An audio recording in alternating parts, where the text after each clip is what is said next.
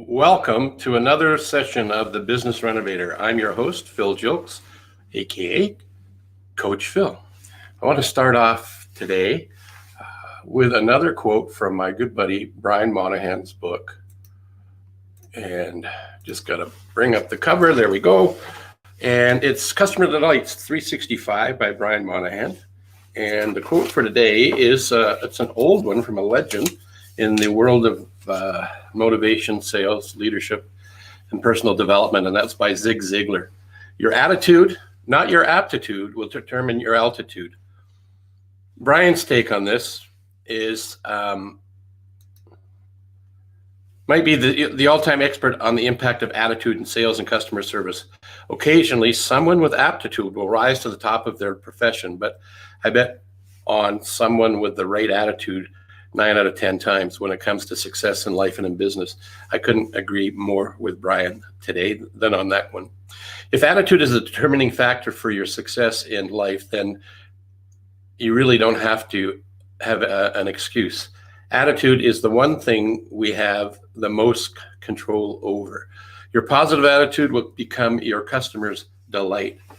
Yeah, it's so true. This takes me back to when I was coaching hockey, and I did it for 3 years with the female sector, and it was girls from the age of 15 to 18. And we had 3 teams in the city I was working in, or coaching in, and we picked a team by a draft. So one team couldn't get all of the best talented players. So with the draft, it equaled things out.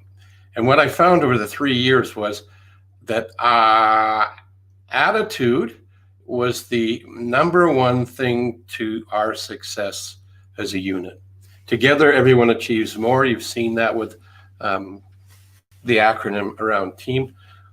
I experienced it as one of the head coaches of the particular team. And what I found was that the ones that had the right attitude, we could teach skill and provide them knowledge, but we can't do much with attitude. It's a real difficult one to shift. Can be shifted if they want to change, grow, and have a bit of a positive attitude or open mind. If they don't have an open mind, just like a parachute, if it's not open, it doesn't work very well. So one of the things I wanted to talk to that on today's call is there is a formula for change to help us all change. Now, it doesn't work 100% of the time because nothing in life works 100% of the time, all of the time.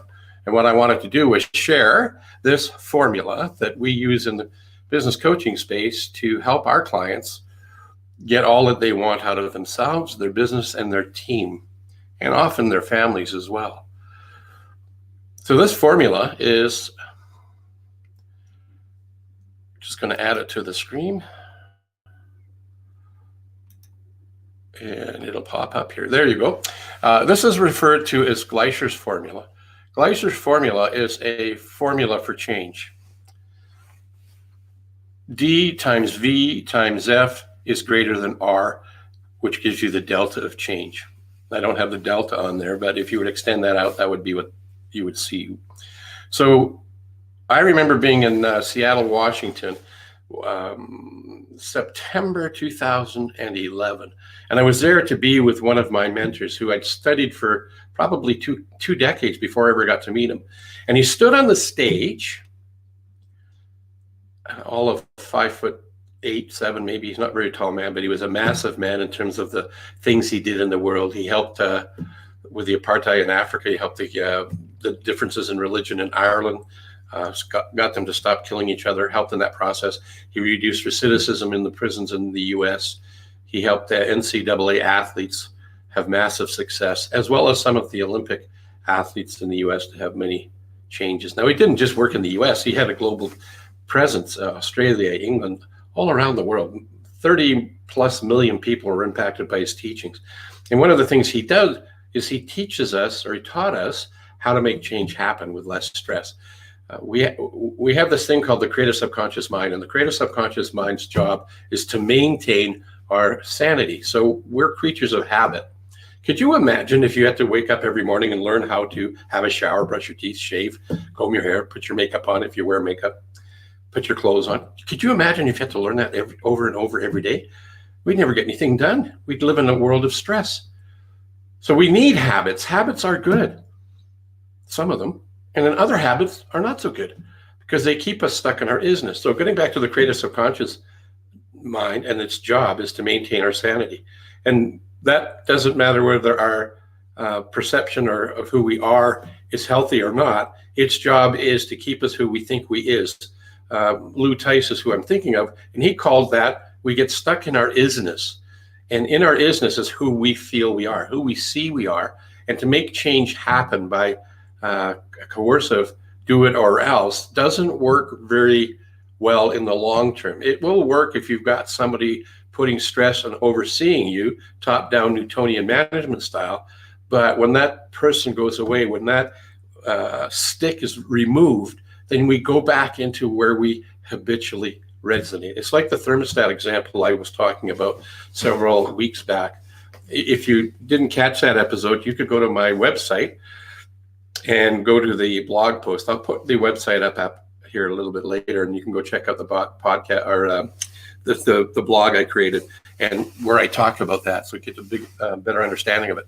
But for today, I wanted to introduce two formulas. One is D times V times F is greater than R. So you need to be dissatisfied. So that's what Lou said at the stage. There was about 400 or 500 of us there to watch and listen to this man tell us the keys to success, to teach us and mentor us and help us be better than when we were when we showed up.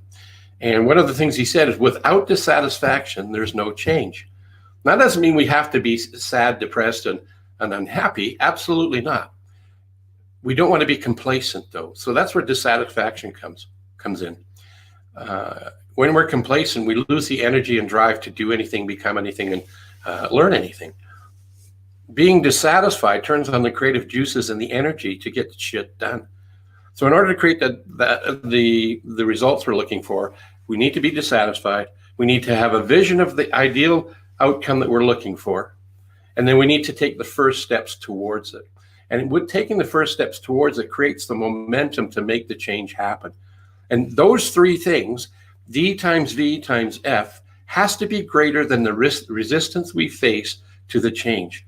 So Simon Sinek talks about know your why. You need to know what your why is. Napoleon Hill talks about you need to have passion about what it is you want to do, your burning desire, your major definite purpose.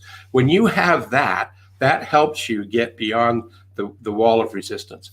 So if you get rejected by somebody, or somebody doesn't like your idea, or you get the naysayers, it's like water off a duck's back. So you need to have a really clear, emotionally charged vision, which means you're dissatisfied, you've got clarity in your vision, and you take the first steps toward it. Not major big steps, but the first steps. And as you take the steps, you start getting new images, new thoughts, stronger emotions that pull you past the resistance.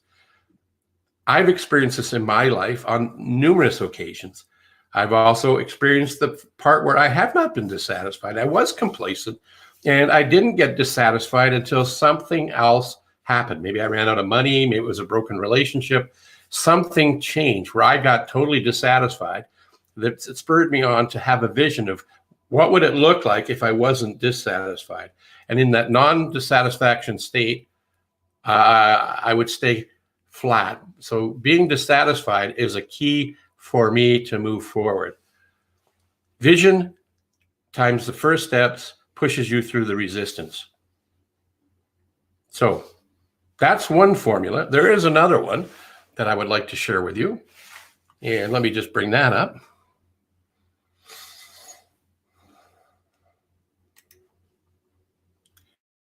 And I'm just going into where we keep these things in the app I'm using. Here it is right here. It'll be at the bottom of my screen here shortly. So I times V equals R. This is a simpler formula. There's less components to it. So it's imagination, seeing yourself at your future best. What does that look like? Your imagination. It's the largest nation in the world, by the way. And then you get a vivid image of what it's like. So I times V equals R. Imagination times vividness equals R, which is your reality. So we become what we think about most of the time. So what I encourage with you to do today is to pick one of these formulas for yourself, or both. Maybe you could use both. It's okay. They work together. But get to a point where you know what it is you want to do. Get a burning desire to have it. That's the I times V equals R, or that's the D times V times first steps, blast through the resistance. These are a couple of tips that I use on a regular basis with myself and my clients. And it's easier if you have an accountability partner or a coach. If you're looking for a coach, reach out. That's what I do. I'm a business coach, sales and marketing and mindset coach. Those are the 3 key areas that I help my clients get massive results in a fraction of the time that they had ever imagined. So I encourage you to find a coach, find a mentor, become a coach, be a mentor. Help the world be a little bit better by the ideas and knowledge that you have. And here's one of my favorite new acronyms. Yes, you expect success. Focus on what you want and expect success. Say yes to your success. I did promise that I would give you my website. It's right up here above my shoulder. Go to www.coachphil.ca. Go up to the blog section. I think it's the second tab or third tab from the left on my website.